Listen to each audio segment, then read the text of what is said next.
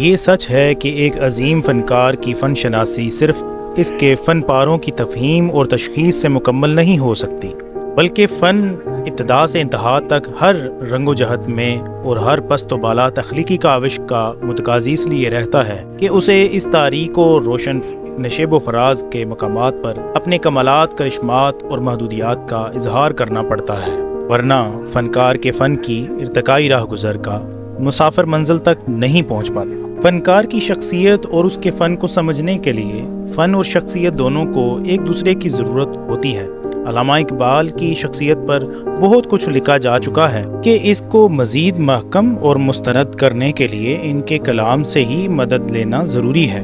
چنانچہ ضرورت اس امر کی ہے کہ ان کا سارا مستند کلام، خواہ وہ متدول شکل میں ہو یا متروکہ باقیات کی شکل میں، اقبال شناسوں کے سامنے پیش ہو، تاکہ اقبال کے فن کا پوری طرح سے جائزہ لے کر اقبال کی فنکاری کا مقام متعین کیا جا سکے۔ باقیات کے مطالعہ سے علامہ اقبال کی شاعری کا پس منظر، شاعری کے رجحانات اور ارتقائی مراحل سے آگاہی ہوتی ہے۔ ڈاکٹر سید تقی عابدی کی کتاب